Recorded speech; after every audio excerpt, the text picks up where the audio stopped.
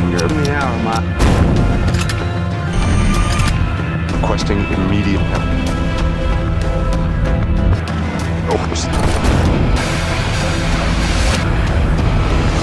At the airport, Mike said goodbye to his girlfriend Jenny, before flying to North Africa on a special mission. 3 months later, Mike and his partner Tommy were in the African desert, waiting on a cliff for their assassination target. Finally, they spotted 2 groups of people approaching from opposite directions. One group was on foot, while the other was a convoy of vehicles full of armed individuals. Tommy hesitated to shoot, as it appeared to be a family gathering rather than a terrorist group conducting a transaction.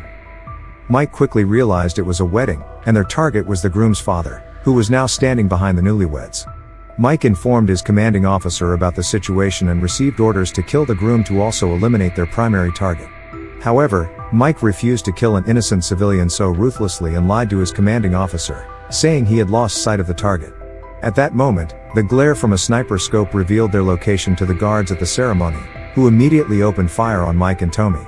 Mike managed to return fire a few times before retreating with Tommy, as the guards rushed to evacuate their boss from the area. Some guards began pursuing Mike and Tommy in vehicles, leaving the 2 Marines with no choice but to jump and roll down a hillside. They ran to hide behind a rock formation. When Tommy attempted to contact his commanding officer for extraction, his GPS malfunctioned, preventing him from providing their exact location. The enemy closed in, so Mike fired at the hillside to create a distraction. But suddenly the enemy quickly left, because they saw a sandstorm coming. Mike and Tommy decided to use the storm as cover and walk through it. As Tommy tried to call again, their commander ordered them to go to a village 5 hours west so they could be picked up. Eventually, they managed to get out of the storm and started walking under the unbearable desert sun.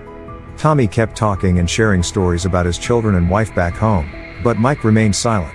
Frustrated, Tommy knew something was bothering Mike and asked about Jenny, curious about their romantic relationship.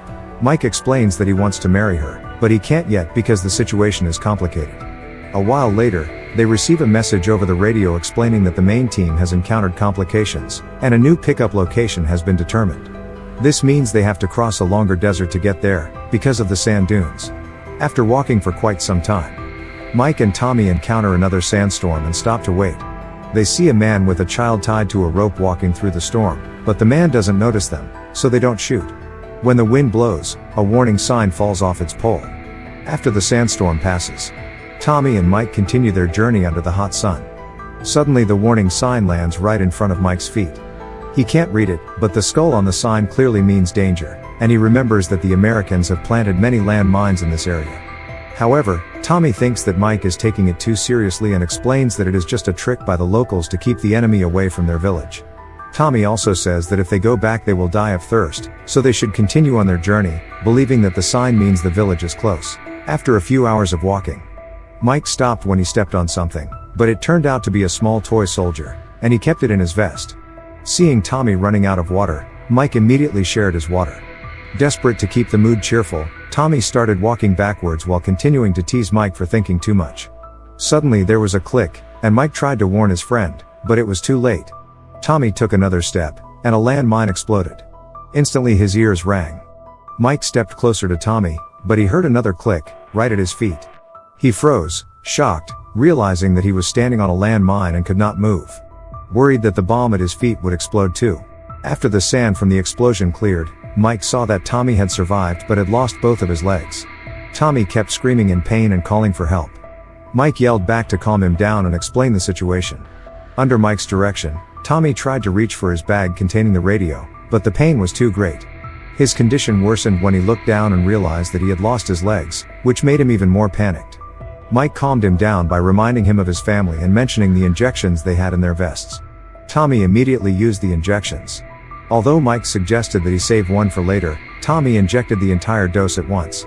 Then Tommy tried again to get his bag, and this time he succeeded, but unfortunately, the radio did not work. Feeling increasingly desperate, Mike considered walking away from the landmine, hoping that it was old and malfunctioning. But the risk was too high. Tommy just wanted Mike to survive. Then Tommy took out his gun and asked Mike to convey his last love to his son before ending his own life. Mike screamed in frustration and sadness, but quickly stopped himself, realizing that panicking would only make things worse. He began to lower himself very carefully to one knee, then used his knife to gently shift the sand. Beneath his feet, He found a round piece of metal, confirming that he was standing on a landmine. Unbeknownst to Mike, a man had been watching him from a distance but had left without helping. Next, Mike combined his shoelace, the rope from his gun, and his axe to create a grappling hook. He threw the grappling hook a few times in an attempt to grab the bag, but it was too far away. Mike carefully stood back up, and almost fell as he threw the axe. He finally managed to pull the bag off and grab the radio, only to find that the battery was dead, while the spare was in Tommy's vest. Luckily, the radio was solar powered, so he placed the small panel on the ground to charge it. After that, Mike passed the time by checking his supplies. A few hours later, the radio finally picked up, and Mike managed to talk to his commander, explaining the situation and requesting evacuation assistance. However, his commander was not happy about the failed mission, and since Mike had no GPS and was far from the base camp, he was not considered a top priority. The helicopters were grounded due to the sandstorm, so Mike had to wait 52 hours for a convoy to come pick him up. Mike doubted he could survive that long, but he had no choice and started setting a timer on his watch. The commander reminded him that many of the landmines were old and inoperative, and that there were trench techniques to overcome them. However, communication was cut off before the explanation could be completed. A few hours later, Mike ate some of his rations, realizing that his supplies were very limited. Suddenly, the sandstorm began to approach again. Mike quickly covered his face, gathered his belongings, and crouched down to hold still against the wind. His body was shaking violently, but Mike was strong enough to ride out the storm without setting off the mines. After the storm passed, Mike looked around and found that the wind had pushed Tommy's body right next to him. After covering his friend's face with his hat, he opened the pocket of Tommy's vest and found a photo of Tommy's family. He took a moment to pause, then put the photo back before finally taking the batteries. Unfortunately, the wind had blown the bag too far, so he could no longer access the radio. The sad irony made Mike chuckle. As time passed, Mike could do nothing but wait. He covered his head to protect it from the sun and drank the last drops of water he had. Feeling desperate, he fired a few bullets into the sky and screamed for help, but no one came. He began to consider ending his life as his only option. But at that moment he saw a Berber man passing by his place. Mike pointed his gun at the man and asked him to stop, but the Berber man did not listen and kept walking. Thinking that the Berber man might not speak English, Mike made a banging sound to indicate that this was a minefield. But the Berber man only mocked him. Then the man began to walk towards Mike in a zigzag pattern. Suddenly he asked why Mike was trapped, saying that he actually understood English. Mike explained the situation, while continuing to ask for water and a radio, but the Berber man mocked him for not moving. He did take Mike's water bottle but did not help with the radio, then simply walked away. A few hours later, Mike forced himself to pee into a bag so he could drink. He only took a few sips before a little girl appeared, running towards him in the same zigzag pattern. She handed Mike her already full water bottle, and Mike took a drink, guessing that she was the Berber man's daughter. Then the girl pulled out a toy soldier from her bag, and Mike showed her the toy he had found in return. She used the two toys to represent herself and Tommy. Without saying a word, she pushed the toy to tell Mike that he needed to move forward. Without saying a word, she pushed the toy towards Mike, signaling that he needed to move. Mike replied that he couldn't move and started yelling for the radio, accidentally making himself sound desperate.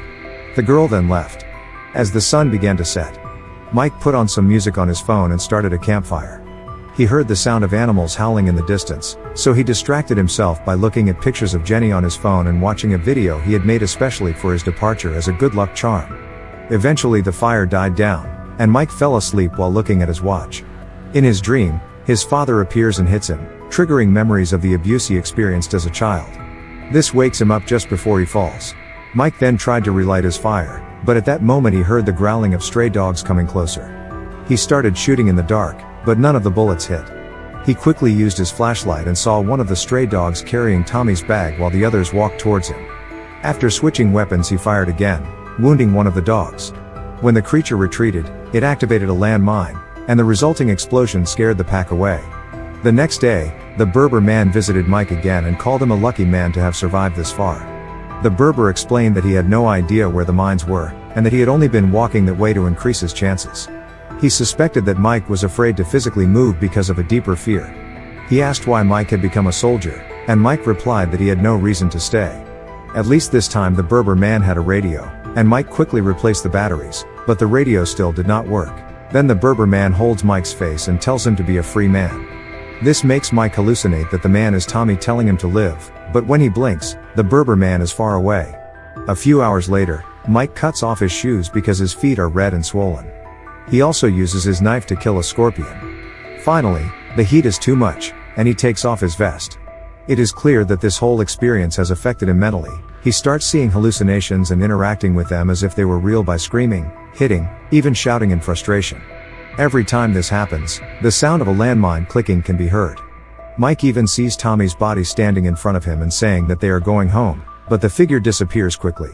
At night, Mike keeps trying to contact the headquarters, while Tommy's hallucination keeps reminding him that he is only draining the battery. At that moment, his cell phone starts ringing, and Mike sees a call from his father, but Tommy reminds him that it is not real. Mike loses control and pushes Tommy, but Tommy says that all this happened because Mike never faced the inner wounds of his past. Mike admits that leaving Jenny makes him feel as bad as his father, but Tommy assures him that's not true. Flashbacks show that Mike had proposed to Jenny, but she refused because she felt he needed to heal first. In the present, Mike is about to fall asleep, but at that moment, the stray dogs come again. They activate the mine and move away from the explosion, but this time they do not leave. Mike shoots into the darkness ahead, but Tommy warns him to be careful. Suddenly a dog approaches from the side and bites his arm, so Mike shoots it. Tommy convinces him to try the technique his commander mentioned. Mike desperately begins to dig in the sand, but the dogs attack him before he can finish, causing the mine to explode and injure him. As he falls, Mike blinks and realizes that the explosion was just a hallucination, but the dog attack was real. Determined to survive, he grabs his knife and begins to fight back, killing the dogs one by one despite receiving multiple bite wounds. During the fight, memories of his childhood being beaten come to mind. When morning comes, all the dogs are dead, and Mike is still alive. At that moment, the radio finally activates, and Mike learns that the convoy has been delayed by an attack, so he will be picked up in 17 hours. Realizing his chances of survival are slim, headquarters connects him to Jenny.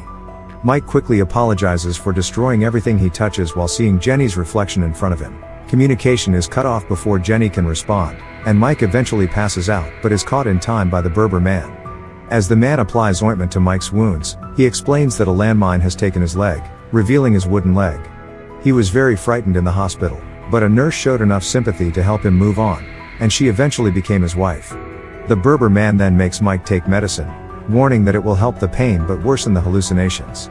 Mike mentions the little girl, but the Berber man reveals that she was the one who brought Mike the water bottle. He only has 3 sons now because his daughter died when the mine took her leg. They used to collect mines together to sell to the guerrillas, and the girl was very good at replacing the mines with old cans. The Berber man feels that he is not as lucky as Mike, but at least he is free because he learned to move on. With that the man leaves, and Mike sees his daughter walking by his side. Suddenly the drug takes effect, and Mike sees the walls of his childhood home rise from the ground. He opens the door and sees himself as a child watching his father being very abusive to his mother. When his father realizes his presence, he says that he will teach his son to be a man, then hits him. The blow brings Mike back to reality for a moment, but the flashbacks soon return.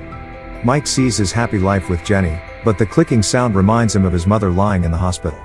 Mike runs away from home in fear and leaves his mother with his father, which ends up in her being hospitalized. Another memory shows Mike and Tommy in a bar, watching 2 men harass a waitress, who turns out to be Jenny. In anger, Mike defends Jenny and hits the men with all his pent-up aggression. The hallucinations mix again, and his father appears to hit him again. Mike's mind is torn between the desert and the memory of his mother dying in the hospital, which continues to make him feel guilty to this day. Until finally, the figure of Tommy in the hallucination appears to remind him that the convoy is coming soon. The voice on the radio also tried to reach him, but Mike's throat was so dry he could barely speak. He tried to wave, but it was too far away to see. Tommy reminded him of the smoke grenade, and as Mike was about to grab it, he was suddenly shot by an enemy hiding in the dunes. With Jenny as motivation to not give up, a wounded Mike crouched down and finally managed to grab the smoke grenade, but before he could activate it, the enemy shot him again, dropping it. Memories of his argument with Jenny and her departure filled his mind as Mike fired back, firing as many shots as he could before he ran out of ammo. His father reappeared, and Mike remembered his mother's words telling him to let her go. Confused and overwhelmed, Mike aimed his gun at his father, ready to shoot. But Mike remembered the time he asked Jenny out after the bar fight, and decided to be a better person for her and not shoot. His father hugged him, while Mike also remembered the hug from Jenny, which finally helped him let go of his past. The convoy is almost there, and the smoke grenade is not close enough. Mike remembers the Berber man's words and carefully steps away from the landmine, but there is no explosion. Shocked, he digs up the mine only to find that it is an old tin can belonging to the girl. Inside the can, he finds a toy soldier. Mike laughs in relief and finally grabs the smoke grenade, activating it just in time for the convoy to find him and rescue him. Sometime later, a healed Mike returns to the United States and reunites with Jenny, ready to start a better life together.